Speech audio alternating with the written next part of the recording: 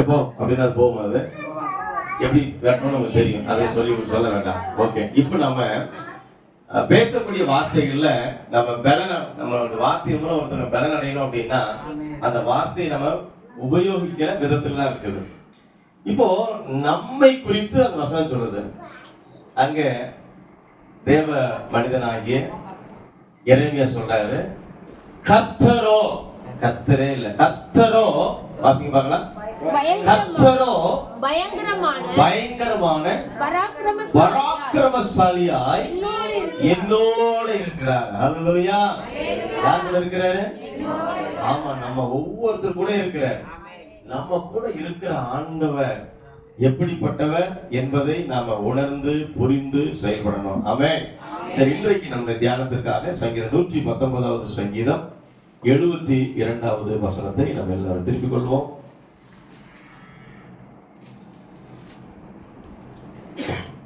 அநேகமாயிரம் பொன் வெள்ளியை பார்க்கிலும் நீர் விளம்பின வேதமே எனக்கு நலம். அநேகமாயிரம் பொன் வெள்ளியை பார்க்கிலும், பொன் வெள்ளியை பார்க்கிலும்.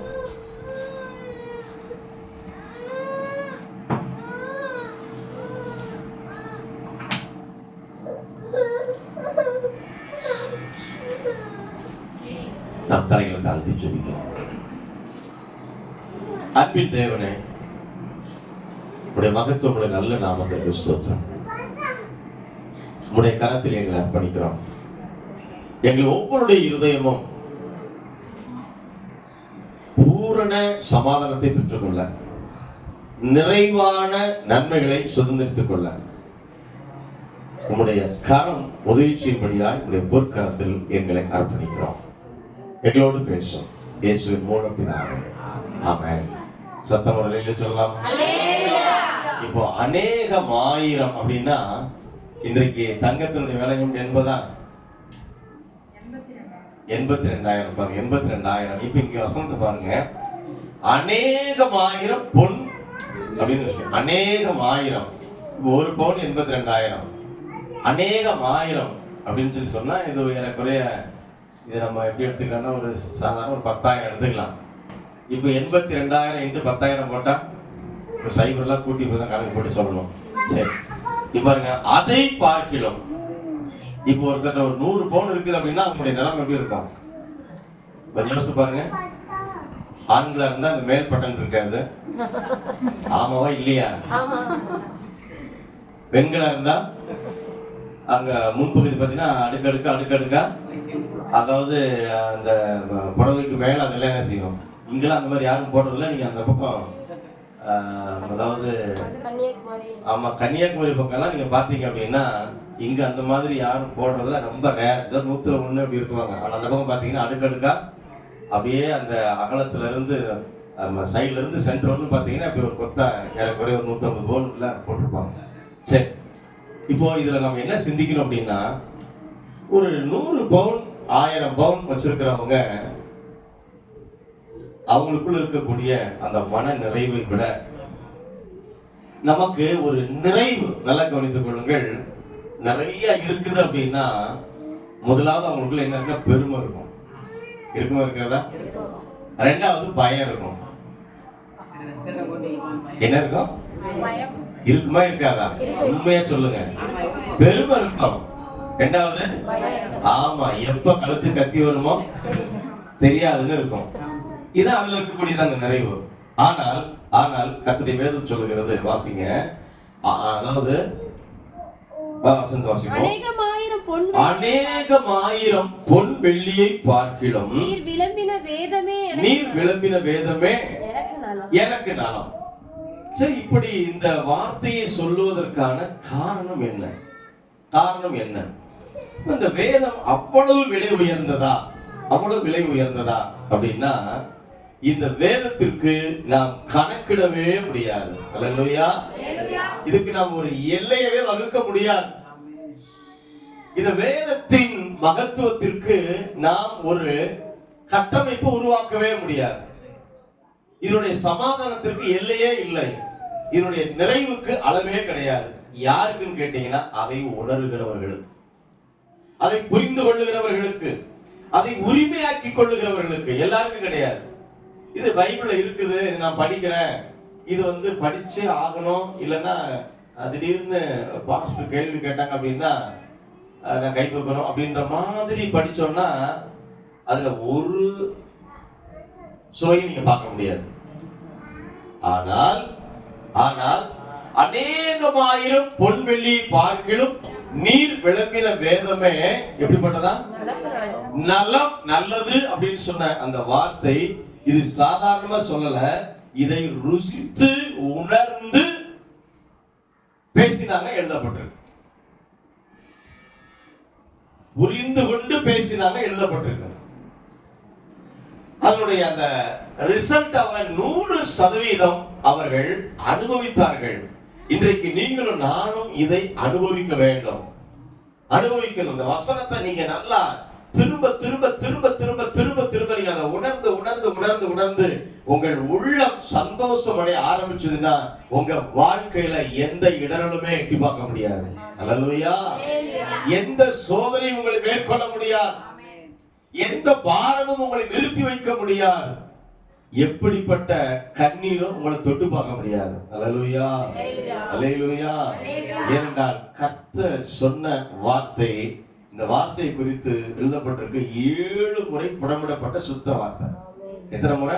7 முறை. இப்போ இந்த செங்கல் எத்தனை முறை புடமிடப்பட்டது? ஒரு முறை தான், ஒரே ஒரு டைம்.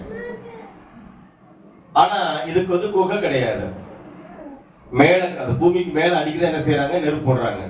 ஆனா கர்த்தருடைய வார்த்தை பாருங்க, மண் குகை. குகைனா அந்த நெருப்பு முழுசும் அது அப்படியே தகனிச்சுக்கிட்டே இருக்கும். ஆனா இதுல உள்ள நெருப்பு கொஞ்சம் அவுட் ஆகும், வெளியிலே போகும். ஏன்னா அவுட்டர்ல தான், மேலதான் இருக்குது. கர்த்தருடைய வார்த்தை மண் குகைக்குள்ளாக புடமிடப்பட்ட 7 முறை புடமிடப்பட்ட சுத்த சொல்லா இருக்குது. அல்லேலூயா. இதனுடைய அந்த காரியங்களை நீங்க அதாவது புரிந்து புரிந்து புரிந்து புரிந்து நீங்க அதை தியானிக்க ஆரம்பிங்க. உங்க வாழ்க்கையில எந்த இடத்துலயும் பிரச்சனை நிக்க முடியாது, கர்த்தருடைய சமூகம் நிக்கும். அல்லேலூயா. கர்த்தர் உங்களோடு கூட இருப்பார், கர்த்தர் உங்களோடு கூட இருப்பார். இரண்டாவதாக அதிலே 92வது வசனம் வாசிங்க பார்ப்போம். 92வது வசனம். உமது வேதம் என் மனமகிழ்ச்சியா இராதிருந்தால் என் துக்கத்திலே அழிந்து போயிருப்பேன். பாருங்க, இங்க அடுத்து அவர் சொல்றாரு பாருங்க, மன மகிழ்ச்சியாய் இராதிருந்தால். சரி, வேதம் எப்படி மன மகிழ்ச்சியை கொடுக்கும்? அது கொஞ்சம் சிந்திக்கணும். இப்போ 10 வருஷத்துக்கு முன்னாடி இத மாதிரி என்ன பேசிட்டாங்க அப்படின்னு சொல்லி சில கசப்பு அப்படின்ற ஒரு அனுபவம் இருக்கா இல்லையா? யாருக்கெல்லாம் இருந்தது அந்த மாதிரி? சும்மா தெரிஞ்சுக்கிறதா கை தூக்குவாங்க பாருங்க, மேக்சிமம் எல்லாருக்குமே இருக்குது. என்ன சொன்னாங்க? என்ன பண்ணாங்க? ஏதோ களி எடுத்து அடிச்சாங்களா? வார்த்தை, ஒரு வார்த்தை, ஒரே ஒரு வார்த்தையை சொல்லிட்டாங்க, ஒரே ஒரு வார்த்தையை சொல்லிட்டாங்க. அது வருஷங்கள் போக போக போக போக அந்த வார்த்தை அப்படியே பார்த்தீங்கன்னா கொஞ்சம் கொஞ்சமா அந்த கரையான போல என்ன பண்ணுன்னா அந்த பிளனெல்லாம் அரிச்சுக்கிட்டு இருக்குது. மறைமுகமா அந்த கரையான் பாருங்க, வெளில உள்ள செயல்படுறது வெளில தெரியாது.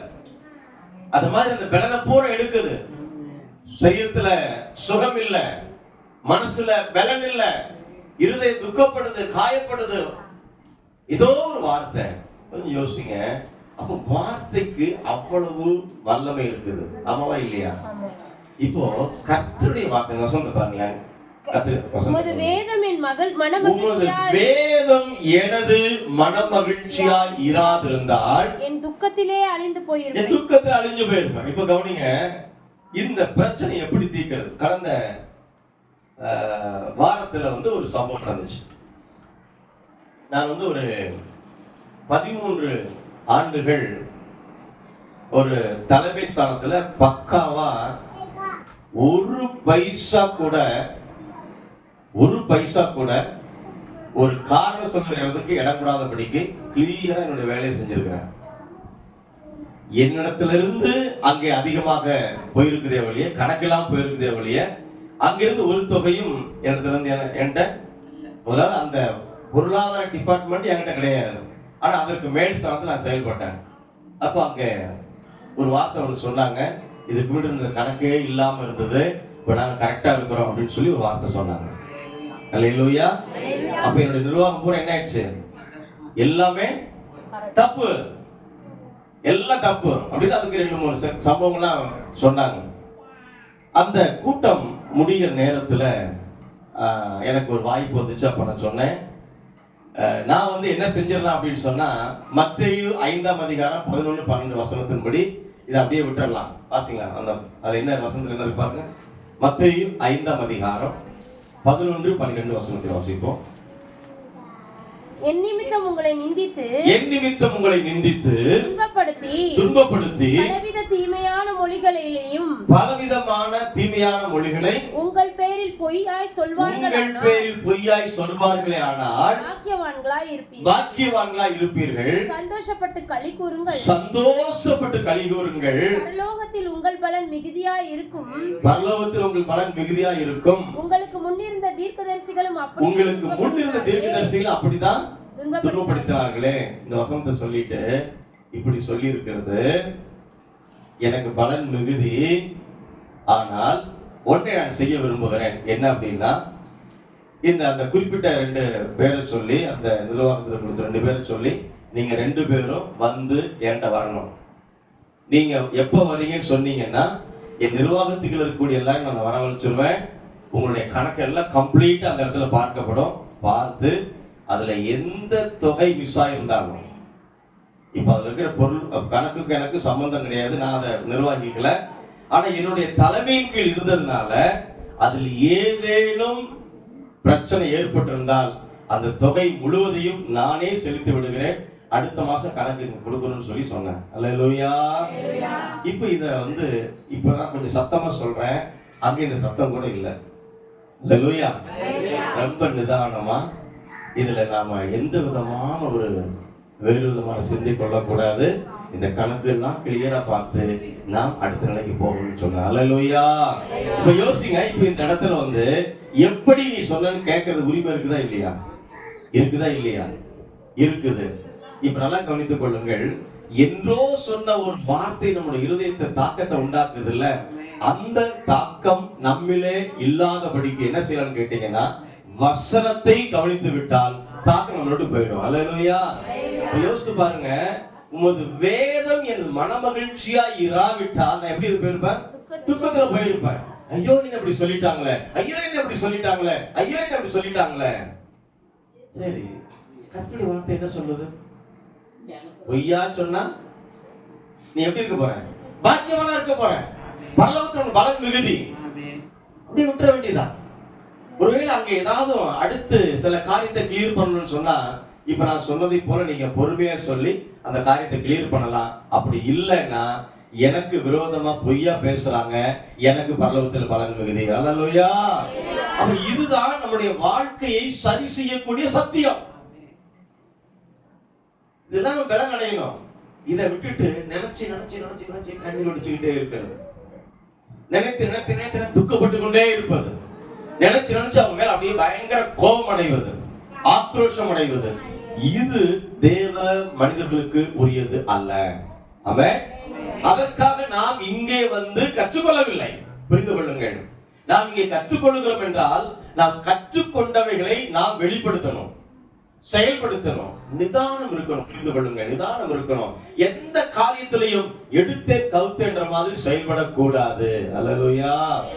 என்றால் வேதம் நமக்கு மன மகிழ்ச்சியை கொடுக்கிறது. அப்படின்னா ஒரு பிரச்சனைக்கு தீர்வு சொல்லுது, என்ன செய்யணும்னு சொல்லி கொடுக்குது, எப்படி செயல்படுத்தணும், எப்படி செயல்படுத்த கூடாது என்பதை நமக்கு வேதம் கற்றுக் கொடுக்கிறதுனால, நாம் கற்றுக்கொண்டிருக்கிறபடினால, நாம் என்ன கற்றுக்கிறோமோ அதை நாம பிரதிபலிக்க ஆரம்பிக்கிறோம். அல்லேலூயா. இப்போ கல்லூரி படிக்கிற பிள்ளைங்க, கல்லூரி படித்து முடித்த பிள்ளைங்க, இப்ப இவங்கள்ட்ட வந்து நீங்க ஒரு காரியத்தை சொல்லும் பொழுது, இப்ப சாதாரண எடுத்துட்டா போய் அப்படின்ற மாதிரி இவங்க எந்திரிப்பாங்களா? சொல்லுங்க. ஏதாவது ஒரு சொல்ல டக்குன்னு உடனே டக்குன்னு கம்பு எடுக்கிறது, ஆடுறா பிடுறா, இந்த 10 பேரை கூப்பிடுறாங்க மாதிரி 2 பேர் கூப்பிடுவாங்களா? ஏன்? கற்றிருக்கிறார்கள். நிதானம் உங்களுக்குள்ள இருக்கும். என்ன இது, நிறுத்து, அவசரப்படாது, பேசுவோம் அப்படின்னு சொல்லுவோம். காரணம் கற்றுக்கொண்ட கல்வி. ஆமாவா இல்லையா? இது நல்லா புரிந்து கொள்ளுங்கள். படித்தவர்களுக்கும் படிக்காத ஒரு வித்தியாசம். படிக்காத எடுத்தோட டக்குன்னு டாயின்றுவாங்க. ஆனா படித்தவங்க ரொம்ப நிதானமா அந்த வார்த்தையை பயன்படுத்த யோசிப்பாங்க. ஒரு பாடம் கற்றுக் கொடுக்கிறது அல்லவா? என் அன்பு தேவனுடைய பிள்ளைகளே, கர்த்தர் கற்றுக் கொடுக்கிறார். கற்றுக் கொடுத்தவைகளை நாம் எப்படி கையாளுகிறோம், எப்படி நடைமுறைப்படுத்துகிறோம், நம்முடைய வாழ்க்கையில் அது எப்படி வெளிப்படுத்தப்பட்டு கொண்டிருக்கிறது என்பது மிக மிக முக்கியம். அதைத்தான் வசனம் சொல்லுகிறது, உமது வேதம் என்னுடைய மனமகிழ்ச்சியா இராவிட்டால் நான் எப்படி போயிருந்திருப்பேன்?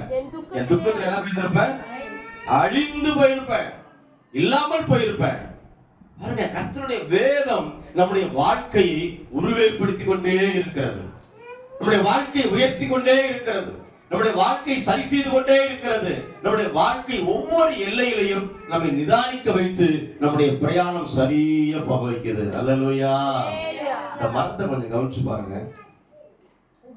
சாதாரண ஒரு சின்ன ஒரு சாதாரண ஒரு மண்ணூட்டில் 2 கிளறு கிளறியோ இல்லைன்னா ஒரு கடப்பாறை போட்டு 2 குத்து குத்தி என்ன பண்ணும், ஒரு செடியை வச்சிருவோம். வைக்கிறோமா இல்லையா? ஒரு மரத்தை நடுறோம். அந்த மரம் வளர்ச்சியை கொஞ்சம் கவனிச்சு பாருங்க. அது வளர வளர வளர வளர வளர அதனுடைய எல்லை பெருசாகுது இல்ல? அந்த பெருசாகும் பொழுது அந்த பகுதி கொஞ்சம் யோசித்து பாருங்க. அது போராட்டத்தை சந்திக்கலையா? எப்படிப்பட்ட போராட்டம்? சிலர் பார்த்தீங்க அப்படின்னா வாய் விட்டு அழ முடியாது, வாய் விட்டு அழ முடியாது, மனசுக்குள்ளே தான் அழுதாகணும்.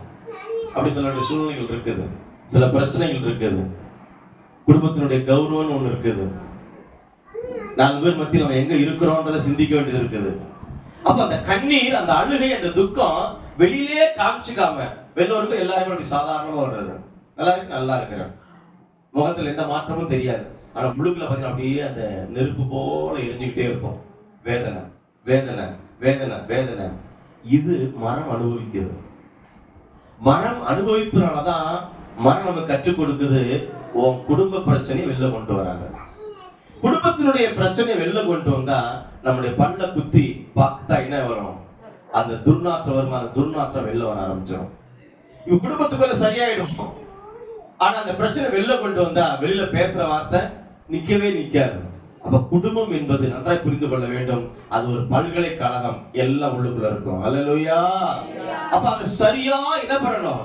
குடும்ப பிரச்சனை குடும்பத்தோட சரி, சபை காரியம் சபையோடு சரி, வெளியில உள்ளது வெளியில. அப்போ வேதம் நமக்கு கற்றுக் கொடுக்கிறது. அதான் வேதம் நமக்கு மனமகிழ்ச்சி. அல்லேலூயா. மனமகிழ்ச்சியான வேதத்தை நாம சிந்தித்து சிந்தித்து வாசிக்கணும். வாசித்து வாசித்து நம்முடைய வாழ்க்கையில அடுத்தடுத்த அத்தியாயத்துக்கு போகணும், கற்றுக்கொண்டே இருக்கணும். கர்த்தர் நிறைய கற்றுக் கொடுப்பார். ஆமென், ஆமென். அதாவது வேதத்தை போல கற்றுக்கிற வேற எங்குமே கிடையாது. அல்லேலூயா. இப்போ ஒருத்தர் நீதித்துறையில நல்ல நிலைக்கு வரணும் அப்படின்னு சொன்னா அதுக்கு வேதம். மருத்துவத்துறையில ஒருத்தர் நல்ல நிலையில வரணும்னு சொன்னா அதற்கு வேதம். ஒரு இன்ஜினியர் நல்ல இன்ஜினியரா மாறணுமா? வேதம். நல்ல வியாபாரம் பண்ணணுமா? வேதம். நல்ல ஒழுக்கத்தை கற்றுக்கொள்ள வேண்டுமா? வேதம். நல்ல அரசாட்சி செய்யணுமா? வேதம். ஏன்னா எல்லாத்துக்கும் வேதத்துல மகத்துவங்கள் புதைந்து கிடக்கிறது. அல்லேலூயா, அல்லேலூயா. பாருங்க, 300 வருஷத்துக்கு 200 வருஷத்துக்கு முன்னாடி தான் அந்த ரேகை ஒருத்தருக்கு இருக்கிற மாதிரி இன்னொருத்தருக்கு இல்லைன்றத இருக்குது. ஆனா பைபிள்ல எப்போ இருக்குது? 3400 வருஷத்துக்கு முன்னாடி. அல்லேலூயா. சத்தமா அவ்வளவுதானா? அல்லேலூயா. எத்தனாயிரம் வருஷம்? 3400. ரொம்ப சிம்பிளா சொல்றதுக்கு நீங்க எழுதுறவங்க எழுதிக்கங்க. நீங்க சிம்பிளா நீங்க பேச ஆரம்பிக்கிறேன்னு கேட்டீங்கன்னா, தனித்துவமான உன் கை விரல் ரேகை நீ கர்த்தரை அறிய. சிம்பிளா நீங்க சொல்லலாம். இப்போ தனித்துவமான உன் கை விரல் ரேகை நீ கர்த்தரை அறிய. இது நல்ல ஒரு சுவிசேஷம். இப்போ இந்த வார்த்தை யாரு கேட்டாலும் சிந்திக்க ஆரம்பிச்சிருவாங்க. இப்போ நம்ம அந்த பாடல் நேரத்துல சில பாட்டெல்லாம் நம்ம பாடணும். அதாவது தேசம் எங்கும் என்ன பாட்டு பண்ணீங்க? தேசம் எங்கும் வார்த்தை எப்படி வந்துச்சு? சரி, இப்ப சுவிசேஷம் சொல்லணும். என்ன வார்த்தையை பயன்படுத்துறீங்க? உயிர் வாழ் நாட்கள் எல்லாம் உம்பணி செய்திடும். அந்த பணி எப்படி செய்ய போறோம் சொல்லுங்க? ஞாயிற்றுக்கிழமை சர்ச்சு, திருப்பி அடுத்த ஞாயிற்றுக்கிழமை சர்ச்சு, இடையில முடிஞ்சா ஏதாவது ஒரு நேரம் நடக்குமா? நடக்குமா? நடக்காது. ஆனா பாருங்க, உயிர் வாழும் நாட்கள் எல்லாம் அப்படின்னு சொல்லி சொன்னா, உயிர் வாழ் நாட்கள் தான் நம்ம சொல்லிக்கிட்டே இருக்கணும். என்ன தெரியுமா? இந்த ஒரே வார்த்தை நீங்க அப்படி சொல்லுங்களேன். என்ன சொன்ன? இப்போ தனித்துவமான உன் கைவிரல் ரேகை நீ கர்த்தரை அறிய. யோபு 37:7. யோபு 37:7. அவ்வளவுதான். இதை நீங்க சாதாரணமா நீங்க சொல்லிட்டீங்கன்னு சொன்னாலே அங்கே ஒரு சத்தியம் உங்களுக்குள்ள போயிடுச்சு. ஏன்னு கேட்டீங்கன்னா, ஒவ்வொருவரும், நான் இன்றைக்கு அந்த வார்த்தையை என்னுடைய வாகனத்துல எழுதி போட்டிருந்தேன். அப்படியே பின்பக்கம் ஒரு டூ வீலர் வந்து ஒரு பையன், ஒரு வாலிப பையன் பெண்கள் பார்த்துட்டு உடனே கையை பார்க்கறான். கார்ல போறவங்க அப்படியே கொஞ்சம் பார்க்கறாங்க, வித்தியாசமா பார்க்கறாங்க, யோசிக்கிறாங்க. இப்போ ஒரு சுவிசேஷம் போயிட்டே இருக்குது. நன்றாய் புரிந்து கொள்ளுங்கள். நாம் அறிந்து கொள்ளத்தக்கதாக, புரிந்து கொள்ளத்தக்கதாக தெய்வம் எல்லாவற்றையும் வடிவமைச்சு வச்சிருக்கிறார். அல்லேலூயா. நாம் புதுசா எதுவும் சொல்ல வேண்டியது இல்லை. எதையும் எக்ஸ்ட்ராலாம் பிட்டப்லாம் பண்ண வேண்டாம். நிறைய மற்றவங்க பண்ற மாதிரி பண்ண வேண்டாம். இருக்கிறத இருக்குதுன்னோ இல்லைன்றத இல்லைன்னு சொன்னா போதும். நன்றாய் கவனிங்கள். வேதம் நமக்கு மனமகிழ்ச்சி. அல்லேலூயா. இந்த மனமகிழ்ச்சி நம்முடைய வாழ்க்கையில ஒவ்வொரு நாளும் வளர்ந்து கொண்டே இருக்கணும். வளர்ந்து கொண்டே இருக்கணும். என்ன இருக்குதோ இல்லையோ, சரீரத்துல சுகம் இருக்குதா இல்லையா, தேவையெல்லாம் சந்திக்கப்படுதா இல்லையா, உள்ளுக்குள்ள ஒரு மகிழ்ச்சி இருக்கணும். நல்லா புரிந்து கொள்ளுங்கள். இந்த உலகத்தில் நாம் எதை பெற்றுக்கொண்டாலும், இந்த உலகத்தோட சரி எதை கொண்டு போக முடியுமா? சொல்லுங்க பார்க்கலாம். ஏதாவது சேர்த்து போக வாய்ப்பு இருக்குதா? எதையாவது சில ஏக்கர், சில பொருள், சில உறவு, ஏதாவது ஒண்ணுமே கிடையாது. ஒண்ணும் கிடையாது. ஆனால் ஒன்றை புரிந்து கொள்ளுங்கள், எல்லாம் இங்கேயோட சரி. ஆனால் நம்மோடு கூட வருவது நாம் கர்த்தருக்காக வாழ்ந்த வாழ்க்கை. அல்லேலூயா. அவன் கிரியைகளுக்கு தக்க பலன் அப்படின்னு சொல்லி ஆண்டவர் சொல்லிட்டார். ஆகவே இந்த வேதம் நமக்கு மனமகிழ்ச்சி. இந்த அடுத்து 165 வசனம் வாசிங்களேன். 119, 165 வாசிக்கலாம். உம்முடைய வேதத்தை நேசிக்கிறவர்களுக்கு மிகுந்த சமாதானம் உண்டு. எப்படிப்பட்ட காரியம் உண்டு? மிகுந்த சமாதானம். சத்தமா சொல்லுங்களேன். மிகுந்த சமாதானம். அவங்களுக்கு என்ன கிடையாது? இடரல் இல்லை. என்ன கிடையாது? இடரல் இல்லை. அப்படின்னா தடிக்க பாருங்க. அதாவது நல்லா போச்சு. நான் கடந்த நாட்கள்ல எல்லாம் தெரிந்ததான், ஒரு மெட்ராஸ்ல வந்து ஒரு பெரிய ஒரு ஹோட்டல், பெரிய ஹோட்டல், பல ஆயிரக்கணக்கான குடும்பங்கள் அவர் மூலமா வாங்குறாங்க. ஒரு நபர் மூலமா அவங்க வந்து பல பிரான்ச் வச்சிருக்கிறாங்க. பல ஆயிரக்கணக்கான குடும்பங்கள் வாழுது. கடந்த சில ஆண்டுகளுக்கு முன்னாடி நான் சன் நியூஸ், அந்த நியூஸ்ல பார்த்தேன். அவருடைய அந்த வளர்ச்சி ஒரு நல்ல வளர்ச்சி. அதில் சொல்றாங்க 18 வருடம் ஏர்முகம், 18 வருடம் இறங்குமுகம் சொல்லி அவருடைய வாழ்க்கையை முடிவு சொல்றாங்க. அப்படின்னா என்ன?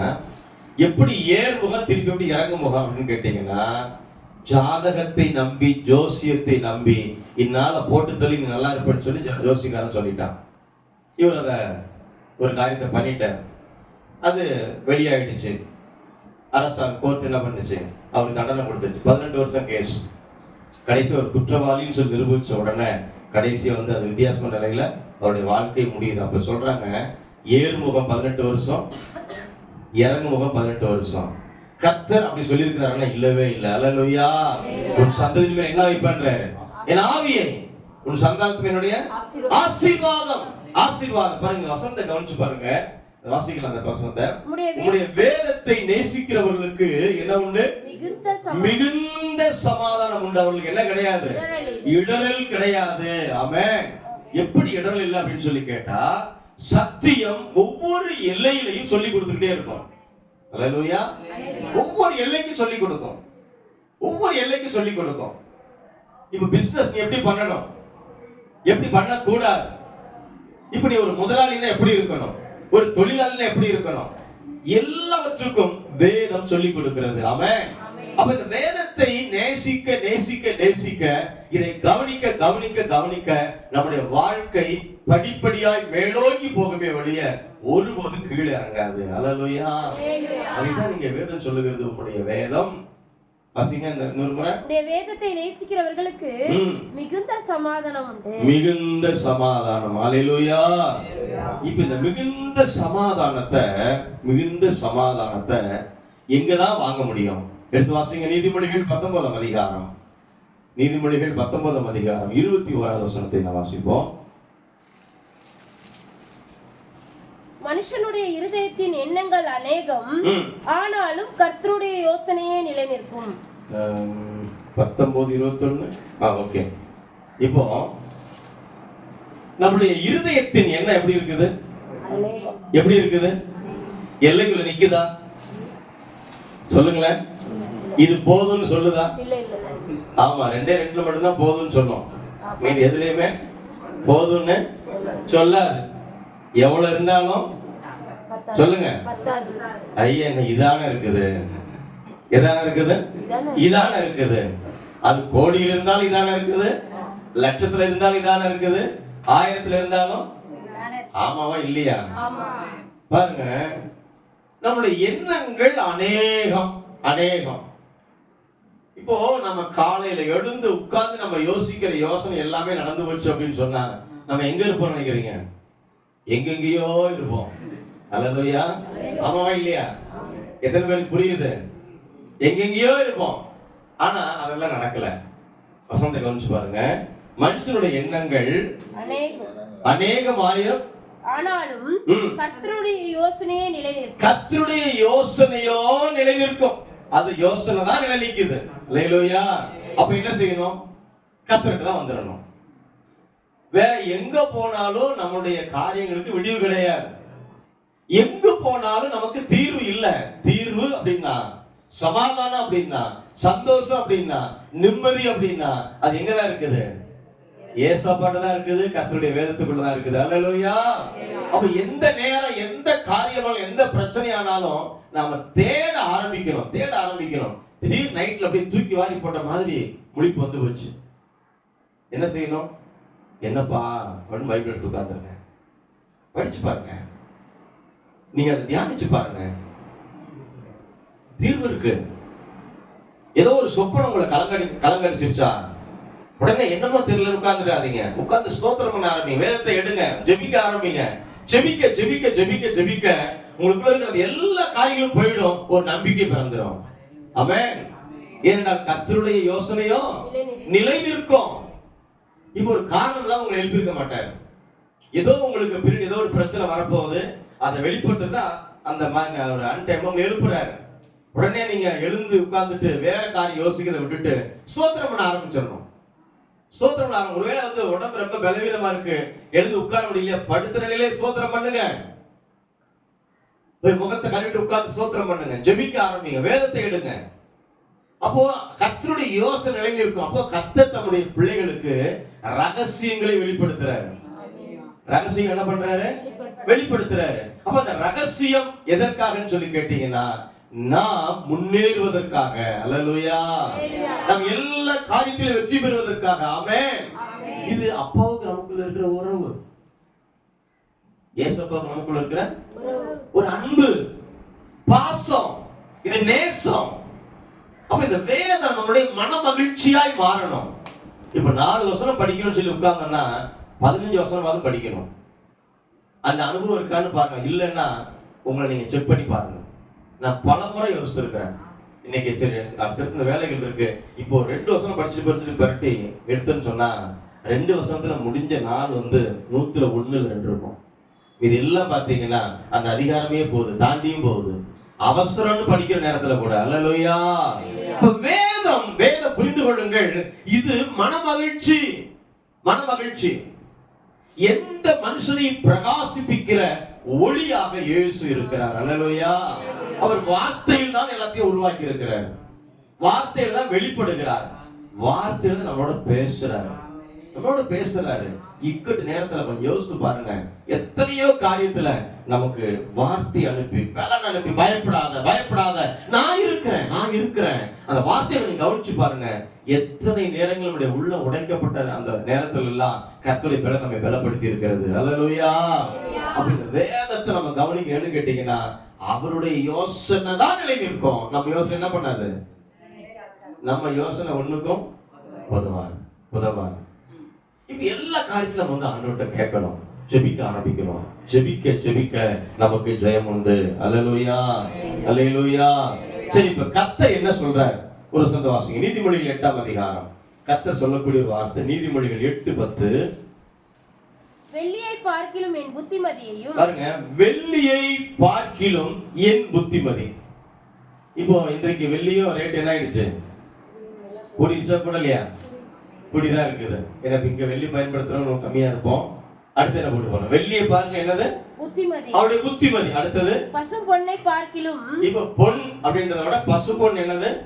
விலை அதிகம். இப்ப பசு பொன்னை பார்க்கிலும் ஞானத்தையும் அங்கீகரித்துக் கொள்ளுங்கள். ஞானத்தையும் அங்கீகரித்துக் கொள்ளுங்கள். அல்லேலூயா. வெள்ளியை பார்க்கல எதை ஏத்துக்கணும்? புத்திமதிய. பசு பொன்னை பார்க்கிலும் ஞானத்தை என்ன பண்ணணும்? அங்கீகரித்துக் கொள்ளணும். இந்த ஞானம் யார்கிட்ட இருக்குது? சொல்லுங்க. ஞானம் யார்கிட்ட இருக்குது? ஞானம் யார்கிட்ட இருக்குது? கர்த்தரிடத்துல தான் இருக்குது. ஏன்னா 2:6 சொல்லுகிறது நீதிமொழியில, கர்த்தர் என்ன பண்ணாரு? ஞானத்தை தராரு. அல்லேலூயா. இப்ப இதை அங்கீகரிக்கணும் அப்படின்னு என்ன அர்த்தம்? ஏற்றுக்கொள்ளணும். ஏசப்பட்ட ஞானம் இருக்கிறது. இப்ப ஞானம் யாருக்கு தேவை? எனக்கு தேவை. ஞானமா செஞ்ச காரியத்துல மனசு சந்தோஷப்படுது. ஞானம் இல்லாம செஞ்ச காரியத்துல எத்தனை வருத்தப்பட்டு யோசிச்சு பாருங்க. கொஞ்சம் வாய் அடைக்கிறதுக்கலாம், கொஞ்சம் புத்தியா சிந்திச்சிருக்கலாம், கொஞ்சம் வேறமா செயல்பட்டு இருக்கலாம். யோசிக்கிறோம்ல, எத்தனையோ சம்பவங்கள் நம்ம வந்து ஐயோ கொஞ்சம் விட்டு யோசிக்கிறோம். அப்ப தேவை ஞானம். அப்ப இந்த ஞானத்தை நாம அங்கீகரிக்கணும். கர்த்தருடைய புத்தி பாருங்க, கர்த்தர் ஞானத்தை தருகிறார், வாய் நின்று அறிவும் புத்தியும் வரும். அப்ப புத்தி அவர்கிட்ட தான் இருக்குது. அப்ப நம்மளுடைய சொந்த புத்தி யோசித்து பார்த்தோம்னு வச்சுங்களேன், சொந்த புத்தி யோசித்தோம் அப்படின்னா பல நேரங்கள் தப்பாதான் யோசிக்க தோணுது. இது ஏத்துக்கிறது கொஞ்சம் கஷ்டமா தான் இருக்கும். ஆமாவா இல்லையா? நம்ம புத்தி என்ன பண்ணுது? தப்பாதான் யோசிக்குது. அப்படியே இதை பார்த்தோன்னா இதுல இருக்கக்கூடிய அழகெல்லாம் ரசிக்கல, இதுல நன்மையெல்லாம் யோசிக்கல, இதுல வேற என்னென்னலாம் தீமை இருக்குன்றதை யோசிக்குது. இதுதான் மனுஷனுடைய புத்தி. அப்ப அது நம்முடைய வாழ்க்கையில வெற்றி அல்ல.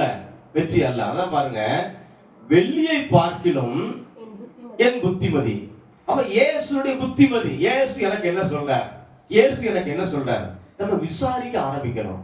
தாவீது பாருங்க, ஒரு நாட்டை ஆண்ட ராஜா. எடுத்துக்கொள்ளுங்கள் 2 சாமுவேலுடைய புத்தகம். ராஜா ஒரு காரியத்தை செய்கிறது பாருங்க. 2 சாமுவேல்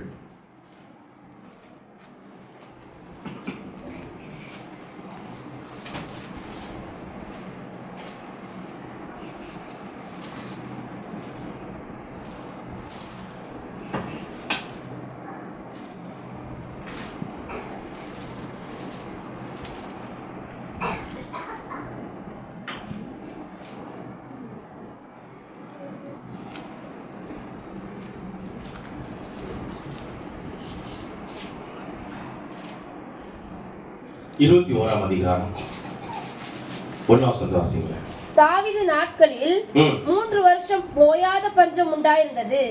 அப்போது தாவீது கர்த்தருடைய சமூகத்தில் விசாரித்தான். கர்த்தர் கிபியோனியரை கொன்று போட்ட சவுலுக்காகவும் இரத்தப்பிரியரான அவன் வீட்டாருக்காகவும் இது உண்டாயிற்று என்றார். நல்லா கவனிங்க. பஞ்சம் 3 வருஷம். என்ன பஞ்சம் போட்டிருக்குது? சத்தமா சொல்லுங்களேன். ஓயாத பஞ்சம். இப்ப நம்ம சொல்லுவோம்ல, என் வீட்டுல பிரச்சனை, ஓயாத பிரச்சனை. அது மாதிரி சொல்லாத ஆள் யாராவது இருக்கிறீங்களா? இருந்தா கை தூக்குங்க. நான் அந்த வார்த்தையை பயன்படுத்துறதே இல்லை. சொல்லுங்க. ஓயாத பிரச்சனை அப்படின்னு சொல்லி நாங்க வாயில சொன்னதே இல்லைன்னு சொல்லி யாராவது உண்டா? கண்டிப்பா சொல்றதுக்கு கை தூக்குறதுக்கு வழியே இல்லை. ஏன்னா ஏதாயிலும் ஒரு பிரச்சனை என் வீட்டுல ஓயாம. அப்ப ஓயாத வார்த்தை பயன்படுத்தி இருக்கிறோம். பாருங்க, சொல்லு வீட்டுல அப்படின்னு சொன்னா நாட்டுல அப்படி இருக்குது. ஓயாத பஞ்சம். எத்தனை வருஷம்? 3 வருஷம். இப்போ உடனே ராஜா யோசிக்கிறாரு, ஏன் இது வந்துச்சு? கர்த்தருடைய சமூகத்துல விசாரிக்கிறார். எனக்கு அன்பானவர்களே, புரிந்து கொள்ளுங்க. நம்முடைய வாழ்க்கையில சில பிரச்சனை ஓயாம வருதா? அங்க போய் சொல்லலாம், இங்க போய் சொல்லலாம், அங்க போலாம், இங்க போகலாம். எங்கேயும் போகாதீங்க. தேவ சமூகத்துல உட்கார்ந்து, ஏசப்பா இது என்ன ஆண்டவரே, எனக்கு சொல்லி கொடுங்கப்பா. அல்லேலூயா. பாருங்க, ராஜா கேட்கிறாரு. கர்த்தரை விசாரிக்கிறாரு. கர்த்தருக்கு பதில் சொல்லி தான்ப்பா காரணம் அப்படின்னு சொல்லி. நீங்க இந்த அதிகாரத்தை நீங்க வீட்டுல போய் வாசித்து, நான் அடுத்த முறை வரும்போது நான் உங்கள்ட்ட கேட்பேன், இந்த அதிகாரத்தை நீங்க வீட்டுல போய் வாசித்து என்ன நடக்குதுன்னு தெரிஞ்சுக்கணும். அதுல ஒரு வசனத்தை மாத்த நீங்க வாசிக்கலாம். இப்போ அந்த காரியம் என்னன்றது ஆண்டவர்கிட்ட கேட்கிறாரு.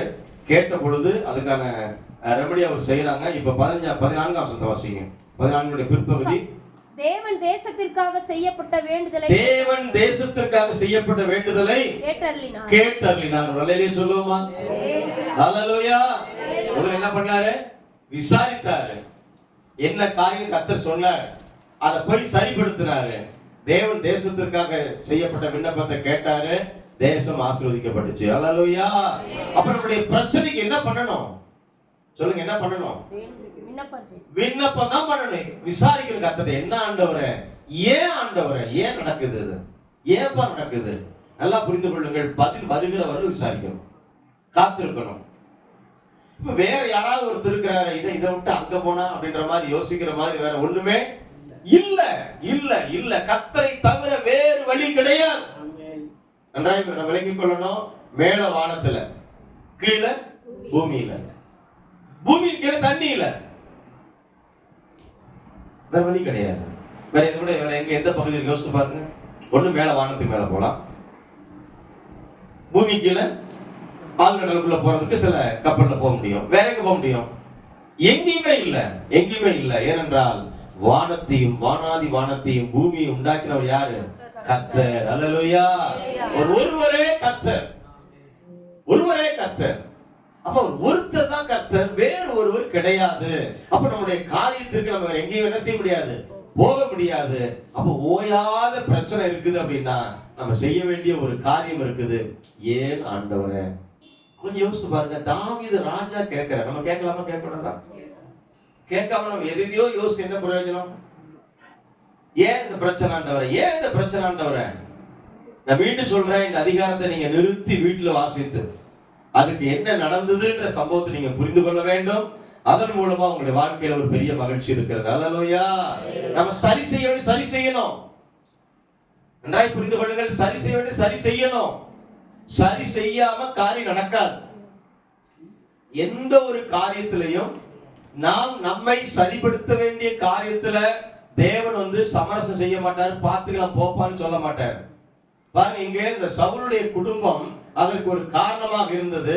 அதற்கு செய்ய வேண்டிய நீதியை கர்த்தர் செய்ய வச்ச, அதாவது தாவீது செய்த பிற்பாடு தேவன் விண்ணப்பத்தை கேட்டார். அப்ப நாம் எதுல சரியாகணும், எந்த காரியத்தை நம்ம ஒழுங்குபடுத்தணும், எதை நாம் செவைப்படுத்த வேண்டும், இதை நம்ம சிந்திக்கணும். சிந்திச்சோன்னு சொன்னா கர்த்தர் செயல்படுகிறார். ஆமென், ஆமென். இருக்கிறவங்க அப்படியே ஆசீர்வதிப்பதற்கு அவர் தேவன் அல்ல. நான் இருக்கிற மாதிரியே இருக்கிறேன். கொஞ்சம் யோசித்து பாருங்க. மீனை அப்படியே கழுவிட்டு சமைக்க முடியுமா, சாப்பிட முடியுமா? சொல்லுங்களேன்.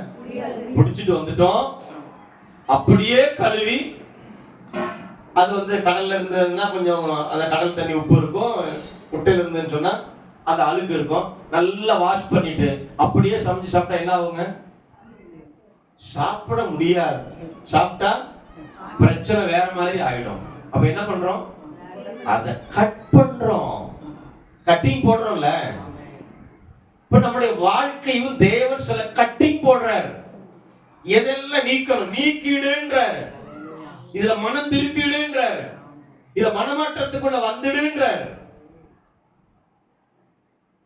என்னை ஏற்றுக்கொள்ளுன்றாரு. சிலருடைய இருதயத்துக்கு வெளியில கர்த்தர் வெளில நிக்கிறாரு, உள்ள இல்ல. நல்லா கவனித்துக் கொண்டு சொல்ல, இருதயத்துக்குள்ள இல்ல, வெளில நிக்கிறாரு. அவர் உள்ள வரணும் அப்படின்னு சொன்னா இந்த உள்ளம் சரி செய்யப்பட வேண்டும். அல்லேலூயா, அல்லேலூயா. இந்த வசனத்தை கொஞ்சம் மீண்டும் ஒரு முறை வாசித்து பாருங்க. அதாவது தாவீது கர்த்தரிடத்துல விசாரித்தான்.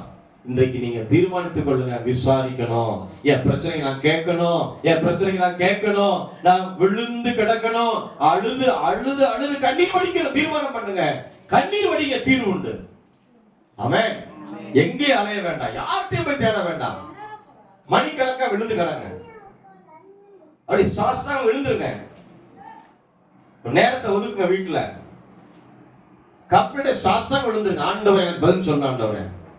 பதில் வருகிற வரையிலையும் தேவ சமூகத்துல எந்திரிக்காதீங்க.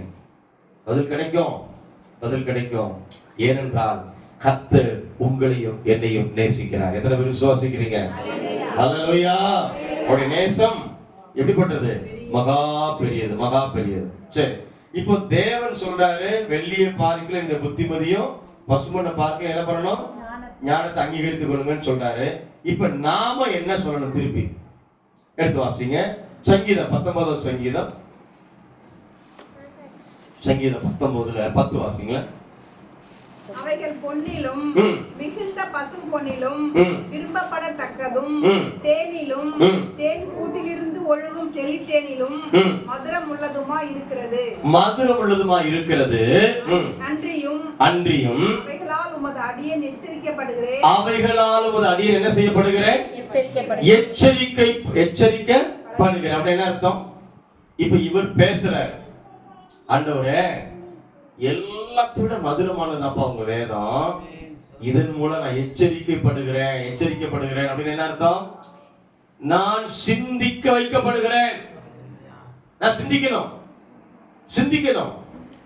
அப்ப இந்த எச்சரிக்கை எதற்காக என்று சொன்னால், என்னுடைய வாழ்க்கையை எந்தெந்த எல்லைகள் எல்லாம் சரி செய்து உருவாக்கப்பட வேண்டுமோ அதை உருவாக்கப்படுவதற்கு நான் என்ன செய்யப்படுகிறேன்? எச்சரிக்கப்படுகிறேன். 119 சங்கீதம் 111 வாசிப்போம். 119 சங்கீதம் 111 வசனம்.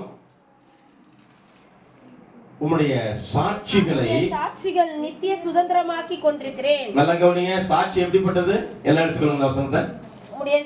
எல்லாம் எடுத்துக்கொள்ளுங்க. 119 சங்கீதம் 111 வசனம். உம்முடைய சாட்சிகளை நித்திய சுதந்திரமாக்கி கொண்டிருக்கிறேன். சாட்சி எப்படிப்பட்டதுங்க? எப்படிப்பட்டது? நித்திய சுதந்திரமாக்கி கொள்ளுகிறேன்.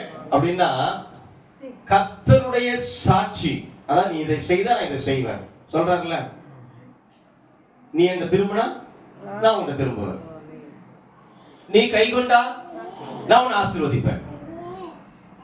நீ என் சொல்லி கீழ்ப்படிந்தா நான் உன்னை உயர்த்துவேன். நீ என்னுடைய நாமத்தை உயர்த்தினால் நான் உன் சந்ததியோட இருப்பேன். இதெல்லாம் சாட்சி. அப்ப இந்த சாட்சியை வசனத்தை மீண்டும் வாசிக்கலாம். உம்முடைய சாட்சிகளை நித்திய சுதந்திரமாக்கி கொண்டிருக்கிறேன். இது யார் சொல்றது? இப்ப யார் சொல்லணும்? நான் சொல்லணும். இப்ப யார் சொல்லணும்? எல்லாம் சொல்லுங்க. இப்ப யார் சொல்லணும்? நாம சொல்லணும். இப்ப அவரே பேசிட்டு இருப்பாரு, நாம அப்படி ராஜா மாதிரி இருந்துட்டு இருப்போம். இருக்கலாமா? கூடாது. நாம் பேச அவர் பேச நாம் பேச. இப்போ ரெண்டு பேர் ஒண்ணா நடந்து போகணும் அப்படின்னாங்க பாருங்க. ஒண்ணு வந்து அப்படி நல்லா இடிச்சு வச்ச மாதிரி ஒண்ணு நடக்கும், இன்னொன்னு வந்து சிரிச்சு பேசிக்கிட்டே போகணும் தான். அது எவ்வளவு நேரத்துக்கு போகணும் நினைக்கிறேன்? அந்த பிரயாணம் எவ்வளவு நேரத்துக்கு போகும்? கொஞ்சம் தூரமா. அதுக்கப்புறம் என்னடா இது புளிய மூட்டையை கட்டி வச்சுட்டாங்க போல இருக்கு நமக்கு. இது புளிய மூட்டை மாதிரிலாம் இருக்குது, பிடிச்சு வச்ச மாதிரி இருக்குது, வாயை திறக்க மாட்டேங்குது. இது என்ன மனுஷனா இல்ல சிலையா? நான் மிருகன்னு சொல்ல முடியுமா? சிலையா அப்படின்னு மனசு வந்து பாதிக்கப்படாதா? இப்ப தேவன் பேசுறாரு, நாம பேசணும். அவர் பேச நாம பேசணும். இருவரும் கலந்துரையாடணும். அப்ப இதற்கு தான் இந்த வாழ்க்கை கொடுத்திருக்கிறார். புரிந்து கொள்ளுங்கள். நாம் வெற்றி பெறுவதற்காக நாம பேச ஆரம்பிக்கிறோம். தாவீது விசாரிக்கிறான், ஏன் ஆண்டவரே? அப்புறம் அந்த காரியத்தை செய்து முடிக்கிறான். கர்த்தர் தேசத்துக்காக செய்த விண்ணப்பத்தை என்ன பண்ணாரு? கேட்டார், பதில் கொடுத்தார். இல்லை, நம்முடைய வாழ்க்கையில பதில் வரணும். இப்ப நாம பேசணும். ஆண்டவரே, நம்முடைய சாட்சிகளை நான் என்ன பண்ணிட்டு இருக்கிறேன்? நித்திய சுதந்திரமாய் என்ன பண்ணிருக்கிறேன்? சுதந்திரமாக்கி கொண்டிருக்கிறேன், உரிமையாக்கிட்டு இருக்கிறேன். ஆண்டவரே, சொல்ல ஆரம்பிங்க, வசனத்தை வாசித்து பேச ஆரம்பிங்க. கர்த்தரோட பேசுங்க, கர்த்தர் உங்களோட பேசுவார். உங்க வாழ்க்கை கட்டப்பட்டு கொண்டே இருக்கும். அல்லேலூயா. அதை எந்த சத்துருவாலும் அதை இடிக்க முடியாது, எந்த சத்துருவாலையும் தகர்க்க முடியாது, எந்த சத்துருவாலையும் உள்ளே வந்து செயல்பட முடியாது. அல்லேலூயா, அல்லேலூயா, அல்லேலூயா. அத நீதிமொழி 8:19 வாசிக்கும் பொழுது அங்க சொல்லப்பட்டிருப்பாங்க, என் பலன் நல்லது, என் வருமானம் நல்லதுன்றாரு. வெள்ளியை பாருங்க திரும்ப திரும்ப. ஏன் நாம வெள்ளியை தங்கத்தையும் சிந்திக்கணும் அப்படின்னா, இன்றைக்கு நிறைய மனசுல என்ன நிறைஞ்சு போயிருக்குது அப்படின்னா, இத்தனை பவுன் இருந்துச்சுன்னா எனக்கு எல்லாமே நடக்கும் அப்படின்னு சொல்றதும், இல்லைன்னா எனக்கு ஒண்ணுமே இல்லைன்ற நிலைகள் இருக்கிறது. அவைகள் அல்ல உங்களுக்கும் எனக்கும் நிறைவு, கர்த்தர் தான் நிறைவு. அல்லேலூயா. அதுதான் அங்கே சொல்லப்பட்டிருக்கிறது. வாசிப்போம் 8:19. பொன்னையும் தங்கத்தையும் பார்க்கிலும் என் பலன் நல்லது, என் பலன் நல்லது, சுத்த வெள்ளியை பார்க்கிலும் என் வருமானம் நல்லது. அல்லேலூயா, அல்லேலூயா. அல்லேலூயா. சரிங்க. இப்போ ஆண்டவருடைய பலன், ஆண்டவருடைய வருமானம். ஆமென். இப்போ வருமானத்தை நல்லா கவனித்துக்கணும். வருமானம் யார் மூலமா வருது? கர்த்தரால தான் வருதா? கர்த்தரால தான் வருதா? உழைக்கிறது யாரு? உழைக்கிறது நானு. ஆண்டவர் சொன்ன எப்படின்னு ஒரு கேள்வி கேட்கிறோம். இப்போ உழைக்கிறதுக்கு பலன் தரது யாரு? ஆண்டவர் தான். நம்ம சிந்திக்கணும். கர்த்தர் நமக்கு கொடுக்கிறாரு, நம்ம வாங்குறோம். எத்தனையோ பேர் நம்மளோட ரொம்ப சிந்திக்கிறவங்களா இருக்கிறாங்களே, நடக்கலைன்னா காரணம் பாருங்க. வசனம் சொல்லுகிறது, வெள்ளியை பார்க்கிலும் பொன்னையும் தங்கத்தை பார்க்கிலும் நல்லது, என் பலன் எப்படிப்பட்டது? நல்லது. நல்லது. சுத்த வெள்ளியை பார்க்கிலும் என் சுத்த வருமானம் வெள்ளியை பார்க்கிற வருமானம் எப்படிப்பட்டது? நல்லது. நீங்க என் வருமானத்தை நீங்க ஆசீர்வதிக்கணும்னு சொல்லி ஆண்டவர்கிட்ட அர்ப்பணம் பண்ணி, ஆண்டவர் சொல்லக்கூடிய கட்டளைகளுக்கு கற்பனைகளுக்கு கீழ்ப்படிஞ்சு பாருங்க. அதை நிறைவாய் செய்து பாருங்க. ஒரு குறைவில்லாமல் கர்த்தர் நடத்துவார். அல்லேலூயா, அல்லேலூயா. நான் என்னுடைய வருமானத்தை கவனித்துக் கொள்ளுங்கள். எனக்கு வரக்கூடிய வருமானத்தை 10% கர்த்தருக்கு, இன்னொரு 10% அந்நியருக்கு. 10% கர்த்தருக்கு, இன்னொரு 10% அந்நியருக்கு. இதை சரியா செலுத்துற ஒரு குறைவில்லாம கர்த்தர் நடத்திட்டு இருக்காரு. அல்லேலூயா, அல்லேலூயா. கடந்த நாட்கள்ல என்னுடைய கார் ரொம்ப வேலை கொடுத்துக்கிட்டே இருக்குது, ரிப்பேர் ஆகிட்டே இருக்குது, மொத்தமா செலவு வைக்கிற மாதிரி இருக்குது. அப்ப என்னுடைய மகன் சொன்னா, இதை கொடுத்துட்டு நம்ம என்ன செஞ்சோம்னா ஒரு டிவி போட்டு எடுத்துடலாம்ப்பா அப்படின்னா. கடன் வாங்க நான் விரும்பவில்லைன்னு சொன்னேன். அல்லேலூயா. கடன் வாங்க என்ன செய்யல? விரும்பல. அவன் கேட்கல, திரும்ப பேசிட்டே இருந்தான். டேய், முட்டி போட்டு ஜெபம் பண்றாங்க. முட்டி போட்டு ஜெபம்லாம் பண்ணுவோம்ப்பா. இது சில வார்த்தைகளை சொல்லி, இது இப்படி போயிட்டு இருக்குது, இது வேண்டாம் அப்படின்னு சொல்லி சொன்னான். நான் சொன்னேன், இனி என்னை பத்தி பேசாது, நீ வாங்கணும்னு நீ என்ன பண்ணி வாங்கிக்கோ அப்படின்னு சொல்லிட்டு, ஒரு நாள் தேவ சமூகத்தில், ஆண்டவரே இது என் வேலையை ஆண்டவரே. அல்லேலூயா. காரை மாத்தி இதனுடைய காரியத்தை பார்த்துட்டு, என் வேலையை ஆண்டவரே, உங்க வேலையை நீங்க பாருங்க, என் வேலைய நான் பார்க்கறேன்னு சொன்னேன். அல்லேலூயா. நான் சாதாரணமா சொல்லல, இது நான் ஏதோ உங்களை உற்சாகப்படுத்த சொல்ல நினைச்சிடாதீங்க. நான் இப்படிதான் ஜெபம் பண்ணேன். என் வேலையை நீங்க என்ன பண்ணுங்க, நீங்க பாருங்க, உங்க வேலைய நான் பார்க்கறேன். 8 லட்சம் ரூபாய் மதிப்புள்ள கார் அப்படியே சாய் வந்துருச்சு. அல்லேலூயா. காசு கொடுத்து வாங்கல, என் மனசுல ஆண்டவர் பேசினாருன்னு உனக்கு கொடுத்தாரு கையில. ஆமென், ஆமென். என்ன சத்தம் வர மாட்டேங்குது? தொகையை சொல்லணும் கஷ்டமா இருக்கு. வித்தியாசம் யோசிக்கிறீங்களா? இப்ப நான் 8 லட்சம் டியூ போட்டா மாசம் 25,000 30,000 டியூ கட்டிட்டு இருக்கோம். நல்லா புரிந்து கொள்ளுங்கள். அவர் வேலையை நான் செய்யறேன், என் வேலையை அவர் பார்க்கிறேன். அதான் கேட்டேன், ஆண்டவரே இது என் வேலையா? கேட்டது சொல்றேன், தேவ சமுத்திரன்னு சொல்றேன். இது என் வேலையா ஆண்டவரே? இது சிந்திக்கிறது. நான் டியூ வாங்கிட்டு மாசம் தேதி என்னைக்கு ஒரு பார்த்து என்ன செய்யக்கூடாது, பேங்க் போகணும் அக்கௌண்ட்ல போடணும்ன்ற பாக்குறேன். என் வேலை இல்ல, உங்க வேலை இது. இப்ப நான் அவர் வேலையை நான் செய்யறேன், என் வேலை என்ன பண்றாரு? அவரு செய்யறாரு. அப்ப உங்களுடைய வருமானத்தை நல்லா புரிந்து கொள்ளுங்கள். என்னுடைய வருமானம் நல்லதுன்னு சொல்றாங்க. உங்களுக்கான வருமானத்தை ஆசீர்வதித்து கொடுப்பது யாருடைய வேலை? அவருடைய வேலை. கீழ்ப்படிது உங்களுடைய வேலை. கட்டளைக்கு கீழ்ப்படிது உங்களுடைய வேலை. கீழ்ப்படியணும். ஒவ்வொரு காரியத்திலையும் நம்ம கொஞ்சம் அனலைஸ் பண்ணிட்டே இருக்கணும். நம்ம தற்பரிசோதனை பண்ணணும். ஆண்டவரே, நான் எந்தெந்த காரியத்துல நான் குறைவுள்ளவனா இருக்கிறேன்? சிந்திக்கணும். நீங்க சிந்திக்க கர்த்தர் உங்களுடைய காரியங்கள் அனைத்தையும் உருவாக்கி கொண்டே இருப்பார். அல்லேலூயா, அல்லேலூயா. கடைசி ஒரு வசனத்தை வாசிக்கலாம். மத்தேயு 13ஆம் அதிகாரம். மத்தேயு 13ஆம் அதிகாரம் 44 வசனத்தை வாசிக்கலாம். அன்றியும் பரலோக ராஜ்யம் நிலத்தில் புதைந்திருக்கிற பொக்கிஷத்துக்கு ஒப்பாய் இருக்கிறது. பாருங்க, பரலோக ராஜ்யம். அல்லேலூயா. என்ன ராஜ்யம்? பரலோக ராஜ்யத்தை குறித்து ஆண்டவராக இயேசு சொல்றாரு, நிலத்துல புதைந்திருக்கிற பொக்கிஷத்துக்கு எப்படி இருக்குது? ஒப்பாய் இருக்கிறது. எல்லாரும் வசந்த வாசிங்க பார்க்கலாம். வாசிங்க. அதை ஒரு மனுஷன் கண்டு மறைத்து அதை பற்றிய சந்தோஷத்தினாலே போய் தனக்குண்டான எல்லாவற்றையும் விற்று அந்த நிலத்தை கொள்ளுகிறான். ஏன் கொள்ளுகிறான் நிலத்தை? அதுக்குள்ள என்ன இருக்குது? சத்தமா சொல்லுங்களேன். பொக்கிஷம் இருக்கிறது. அந்த நிலத்துல பொக்கிஷம் இருக்கிறது. அப்ப பரலோக ராஜ்யம் அந்த பொக்கிஷத்திற்கு இணையானது. ஆமென். ரகசியம் இருக்குது, ரகசியம் இருக்கிறது, சத்தியம் இருக்கிறது.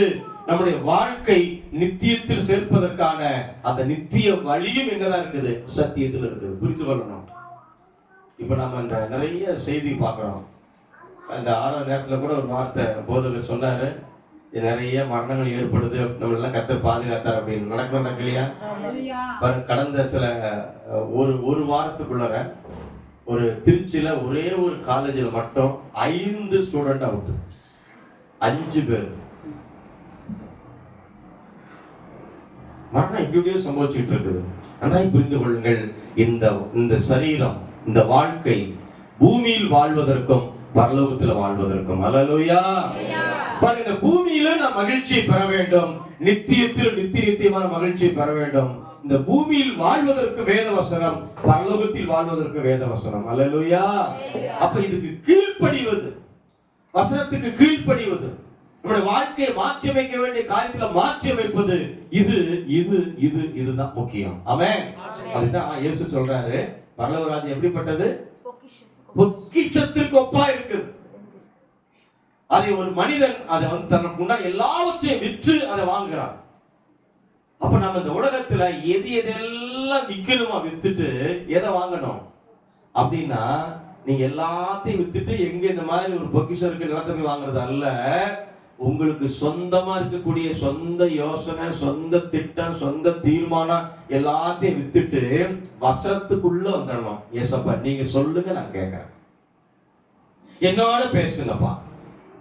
இப்ப ஆண்டவரோட பேசுவதற்கு நம்ம ஆயத்தமாகணும். அவர் பேசாத கல்லோ மரமோ அல்ல. ஜீவனுள்ள தேவன், ஜீவனுள்ள தேவன். தாவீது போய் விசாரிக்கிறார்ல, உட்கார்றாரு.